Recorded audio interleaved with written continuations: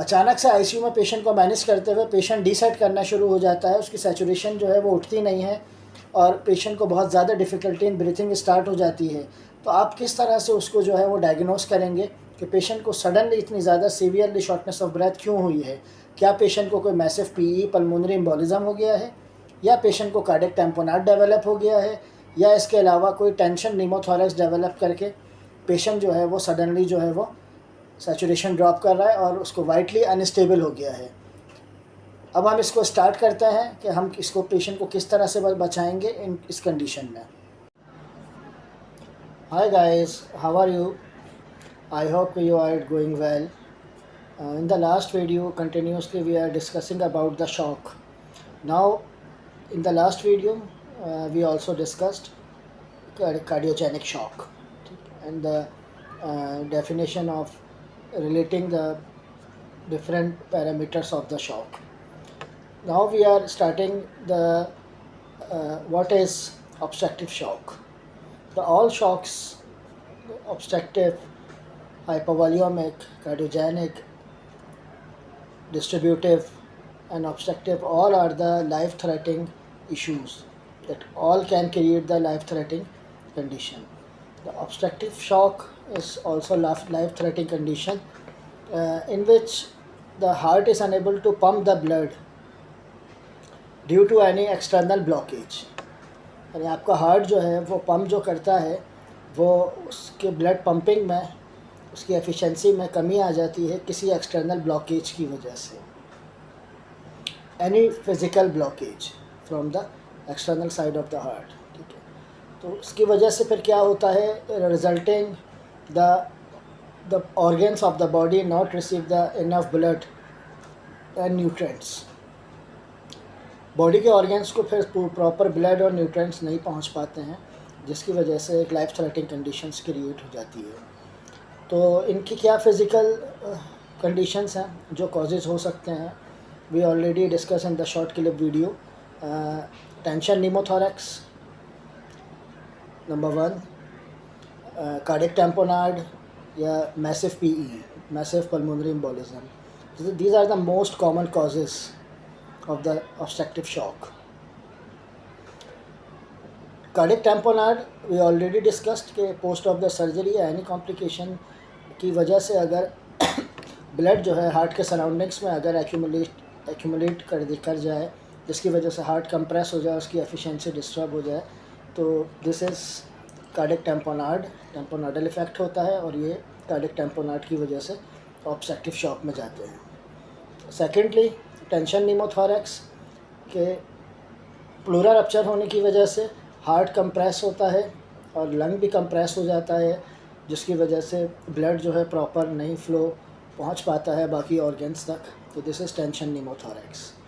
And massive PE, कोई बड़ा clot जो है वो हमारे रेस्पिरेटरी सिस्टम में जाके स्टक हो जाता है, या कोई जस्ट लाइक जैसे बोन की सर्जरी हुई है, तो इसमें भी जो है अक्सर कोई मैसिव एथ्रोमा, पैच ऑफ फैट अगर जाके फंस जाए तो इसकी वजह से भी पल्मोनरी एम्बोलिज्म हो जाता है. तो these are the most common causes, examples of the obstructive shock. Okay, it's fine. Now what is the sign and symptoms of if your patient is in the cardiogenic shock, what things you will be check and manage? Number 1 thing is your patient is in the hypotension. You will manage the hypotension, start the vasopressor and inotropes according to advice of your doctor. You will check the heart rate. Patient is in the tachycardia, you will try to settle down the tachycardia. Patient will suddenly start the shortness of breath. Patient suddenly start the alter level of consciousness. Patient decrease the urine output. Distended neck हो सकती है. इसके अलावा just like to another shocks, cold clammy skin होगी, periphery cold हो जाएंगी, उनको आप चेक करेंगे. It's clear. Now what is the treatment? The blockage, if you will remove the blockage from the obstructing site, आपका हार्ट जो है वो इजीली स्टार्ट टू वर्क हो जाएगा, जो प्रॉपर ऑर्गन को ब्लड फ्लो प्रोवाइड करेगा. ट्रीटमेंट्स में रिमूवल ऑफ ब्लॉकेज इस रिमूवल नेसेसरी है। अब आपके पास जो चीज़ें हैं रिमूवल की, नंबर वन आपके पास जो आ जाता है टेंशन निमोथोरैक्स। इसमें अगर पेशेंट को टेंशन निमोथोरैक्स हो गया है तो फ़ौरन निडल इंसर्ट करें, चेस्ट ट्यूब डालें, ठीक है, और उसके बाद एयर को रिमूव करें तो आपकी ऑब्स्ट्रक्शन रिमूव हो जाएगी। सेकेंडली, अगर आपके पास कार्डिक टैम्पोनार्ड है तो पेरिकार्डियोसेंथेसिस आपने करनी है, उसका फ्लूइड रिमूव करना है। या इसके अलावा अगर कार्डिक सर्जरी हुई है तो कार्डिक सर्जरी में फ़ौरन कंसल्टेंट को इन्फॉर्म करके चेस्ट को रीओपन करें और उसका कंप्रेशन जो है, हार्ट कंप्रेस हो रहा है उसको रिलीफ मिल जाएगा, ठीक है। नंबर थर्ड जो है, अगर मैसिव पल्मोनरी एम्बोलिज्म हुआ है तो आपने थ्रोम्बोलिसिस करनी है, उसमें थ्रोम्बेक्टमी का ऑप्शन भी है, वो आप कर सकते हैं। या इसके अलावा आप एंटीकोगुलेंट्स वगैरह स्टार्ट करें उसको। तो these are the treatment of 3 major obstructions. In cardiac obstructive shock, the problem is not the heart is weak, heart is not pumping the blood. The what is the solution? If you want to save the life of your patient, तो immediately start to the procedure for the removal of these causes. It's fine. Okay, यहाँ तक तो हो गई हमारी बात जो है कि पेशेंट को अगर टैम्पोनार्ड हो जाता है, कार्डिक टैम्पोनार्ड या पल्मोनरी एम्बोलिज्म हो जाता है, या पेशेंट को जो है वो टेंशन निमोथोरैक्स डेवलप हो जाता है, तो हम किस तरह से उसको मैनेज कर सकते हैं। नाउ अब इन्वेस्टिगेशन जो है हम कौन कौन सी करवाएंगे, इसमें आपको इन्वेस्टिगेशन पता होनी चाहिए कि आपने ईसीजी करवानी है पेशेंट की। उसके अलावा बेड साइड अल्ट्रासाउंड आपने फ़ौरन करना है अगर आपके पास फैसिलिटी मौजूद है, वरना अल्ट्रासाउंड की मशीन मंगाएं। बेड साइड अल्ट्रासाउंड होना बहुत ज़रूरी है, फोकस जिसको कहते हैं। एको आपने करवाना है, ईबीजी करवानी है, एक्सरे करवाना है, यह आपकी इन्वेस्टिगेशन है। और इमेजिंग के लिए सीटी पल्मोनरी एंजियो जो है, एंजियोग्राम, यह आपने करवाना है।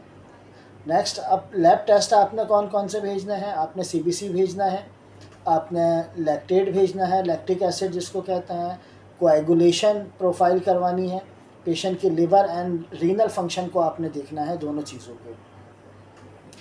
ये सारी चीज़ें करने के बाद जो है, अब responsibility of a good nurse, nursing की क्या ज़िम्मेदारी है, जो स्टाफ है वो पेशेंट को किस तरह से मैनेज करेगा। तो always nurse start to the manage patient from the ABCD, airway, breathing, circulation, यहाँ से स्टार्ट करेगा। तो नर्स की ज़िम्मेदारी है सबसे पहले पेशेंट को मॉनिटर अटैच करे, उसकी हीमोडायनामिक मॉनिटरिंग स्टार्ट करे, उसको ऑक्सीजन अटैच करे, ठीक है। अगर सैचुरेशन मेंटेन नहीं होती है ऑक्सीजन पे तो फिर उसको हाई फ्लो ऑक्सीजन अटैच करे।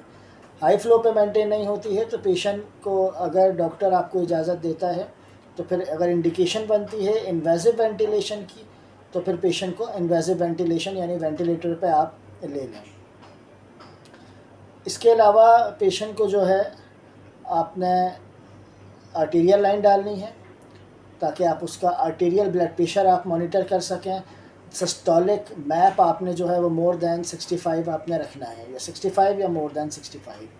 अगर आपके पास वीनस एक्सेस 2 बोर कैन्यूले मौजूद हैं तो वेल एंड गुड, नहीं है तो आपको सेंट्रल वीनस कैथेटर लाजमी पास करना है।